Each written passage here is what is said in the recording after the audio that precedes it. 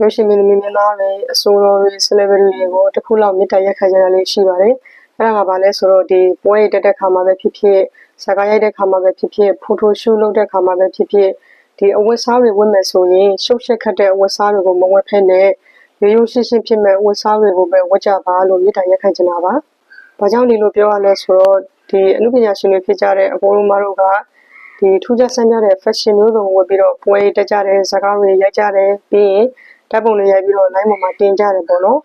အဲ့လိုတင်တဲ့အခါမှာအကိုတို့အမတို့ရဲ့ fan တွေကအကိုတို့အမတို့ရဲ့ဓာတ်ပုံတွေကိုယူပြီးတော့မက်ဆုစီမှာပကြီးကားလာအပ်ကြတယ်ပေါ့နော်အဲ့လိုလာကြတဲ့အခါမှာဒီရိုးရိုးရှင်းရှင်းအဝတ်စားကိုဝတ်ပြီးတော့ရိုက်ထားတဲ့ဓာတ်ပုံတွေဆိုရင်ကိစ္စမရှိဘူးရှုပ်ရှက်ခတ်နေတဲ့အဝတ်စားတွေကိုဝတ်ပြီးတော့ရိုက်ထားတဲ့ဓာတ်ပုံတွေဆိုတော့ကိစ္စရှိသွားပြီပကြီးရင်းနေရင်လည်းသေချာအောင်ဆိုင်ပြီးကြည့်ရတာဆိုတာခေါင်းတွေကိုမူးနောက်နေရပဲပြီးရင်ရင်းနဲ့မျက်စိတွေလဲပြီးတော့ဘယ်ရောက်လို့ပဲပေါင်းမှလည်းမသိတော့ဘူးဒီမှာဒီပုံကိုပဲကြည့်ဒါအမတက္ကသိုလ်ကမုံရဲ့ပုံတူပကြီးကားပေါ့နော်ပြုံးလေးကော်ဖီဆိုင်အပ်ထားတာအဲ့တော့သူကဒီပုံမှာဆိုရင်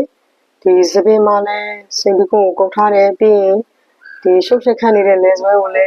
ဝတ်ထားတယ်ပြီးရင်လက်စော accessory တွေပြီးရင်သူ့ရဲ့အင်ကြီးကိုလည်းကြည့်လိုက်အောင်ဒီမှာအမွှေးအမြင်လေးနဲ့ line တွေအတုလေးခောက်လေးနဲ့ဟာရှုပ်ရှက်ကိုခတ်လို့အဲ့လိုပုံမျိုးတွေကိုလာတဲ့ခါကျတော့ပကြီးတဲ့သူကတော့ခွက်ရောက်ပြီပေါ့အဲ့တော့ရုပ်ရှင်မင်းသမီးများတွေအစိုးရတွေ celebrity တွေကိုမြစ်တာရက်ခံနေတာက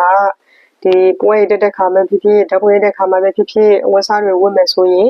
ရိုးရိုးရှင်းရှင်းဖြစ်တဲ့အဝတ်စားကိုဝတ်ပြီးတော့ပဲဓာတ်ပုံရိုက်ကြပါ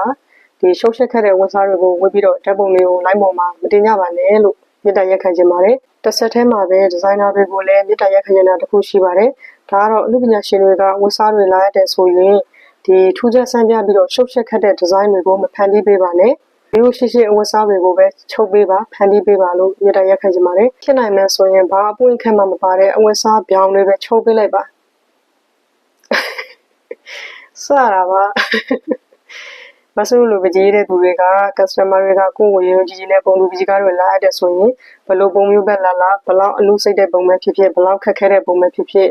စိတ်ရှည်လက်ရှည်နဲ့အကောင်းဆုံးကြိုးစားပြီးတော့ရေးပေးပါတယ်ဒါကတော့မဆူအပါဝင်ပကြီးဆရာတိုင်းမှာထားရှိတဲ့စိတ်ထားတစ်ခုပေါ့နော်ဒီစိတ်ရှည်ခြင်းဆိုတဲ့အရာတစ်ခုကမဆူလိုပကြီးတဲ့သူတွေမှာရှိပြီးသားဖြစ်တဲ့ဖျားပေးတဲ့လက်ဆောင်ပေါ့နော်ဒါကြောင့် customer တွေကဘလို့ပုံမျိုးပဲလာ